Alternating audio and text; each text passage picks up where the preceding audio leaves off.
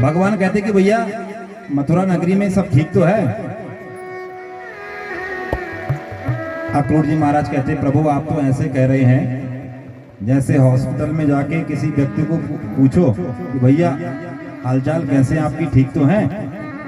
अरे भैया अगर ठीक ही होते तो हॉस्पिटल में क्यों होते? तो ऐसे ही राजा कंस के अत्याचार अत्यधिक बढ़ गए हैं प्रभु, अब आपको चलना होगा। इसलिए हमारे साथ में ब्रजमंडल से मथुरा की ओर चलिए। भगवान कहते कि इस बात को आप किसी को मत बताना कि कंस ने हमको मारने के लिए षड्यंत्र किया है और मेले का आयोजन किया है।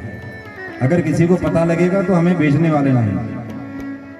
प्रातः काल हुआ तो महाराज जैसे ही गोपियों को पता लगा कि भगवान कृष्ण श्री अक्रूर जी के साथ में आज मेले का आयोजन में वहां मथुरा जाने वाले हैं, तो गोपियां भगवान के बिना एक क्षण भी नहीं रह सकती। जैसे ही पता लगा तो आज विधाता को कोसने लगी। कहते हैं कि ये विधाता बड़ा निष्ठुर है। इस विधाता ने आज हमारे नयनों के प्यारे श्री कृष्ण को हमसे दूर कर दिया। अहो विधातस तवन क्वचित् दया संयोज्य मैत्र्या प्रणयेन देहिना ताश्चाकृतार्थान् वियुनंक्ष पार्थकम् विक्रीडितं तेर्भक्वचेष्टितं मया। सारी गोपियां एकत्रित हो गई एक स्थान में, और एक स्थान में एकत्रित होकर के विधाता को कोसने लगी। अरे विधाता भैया आज तुम हमारे कृष्ण को हमसे दूर कर रहे हो। अरे तुम्हारा स्वभाव तो ऐसा है जैसे गांव के छोटे छोटे बच्चे होते हैं ना, और वो बच्चे जब गांव से प्रातःकाल घर से निकल करके एक स्थान में मिलते हैं तो क्या करते हैं? छोटे छोटे पत्थर लेकर के घर बनाते हैं। घर बना करके आपस में खेलने लगते हैं। कोई दूल्हा बनता है, कोई दुल्हन बनता है, और एक दूसरे की शादी कर देते हैं छोटे छोटे बच्चे। और जैसे ही माँ आवाज देती कि बेटा दोपहर का समय हो गया, भोजन तो करो, तो छोटे छोटे बच्चे जितनी मेहनत से उन्होंने बनाया है उसको एक क्षण में तोड़ करके और अपने घर को लौट आते हैं। ऐसे ही हे विधाता तुमने हमारे साथ में भी ऐसे ही व्यवहार को किया है।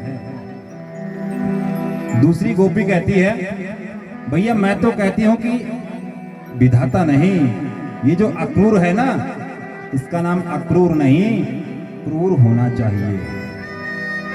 अगर अक्रूर ही नहीं आता तो हमारे नैनों के प्यारे कृष्ण हमसे दूर नहीं होते।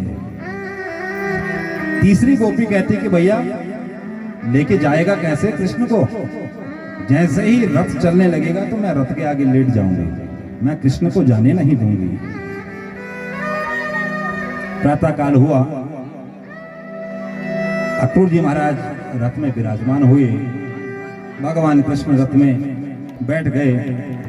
गोपियों ने चारों ओर से रथ को घेर लिया, और जब घेर लिया और जाने लगे तो महाराज गोपियां रथ के आगे खड़ी हो गई। भगवान आश्वासन देते हैं कि गोपियों देवियों ऐसा न करो, 2 दिन की बात है, मैं 2 दिन के लिए वृंदावन से मथुरा जा रहा हूं और 2 दिन बाद में पुनः वापस लौट करके आ जाऊंगा। जब गोपियों ने सुना कि 2 दिन की बात है तो उन्होंने रथ के आगे से मार्ग खाली कर दिया, और अक्रूर जी महाराज ने जैसे रथ को दौड़ाया, भगवान कृष्ण अक्रूर जी के साथ में आज मथुरा की ओर चल पड़े। जब रथ चलने लगा तो रथ की धूली उड़ने लगी। जब तक उसकी धूली उड़ती रही गोपियां उस रथ को निहारती रही। सुखदेव जी कहते हैं परीक्षित आज मानो जो गोपियां हैं उनका जो मन है वो आज कृष्ण के साथ में मथुरा चला गया। केवल शरीर मात्र उनका वृंदावन में रह गया।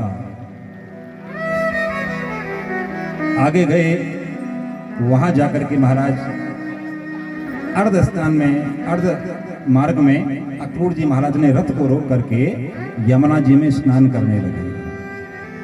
जब यमुना जी में स्नान किया तो जैसे डुबकी मारते तो महाराज डुबकी मार करके बाहर आते तो सामने उनको चतुर्भुज रूप में भगवान रथ में दिखाई देते।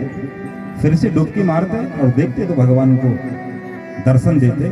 समझ गए, भगवान की दिव्य स्तुति करने लगे।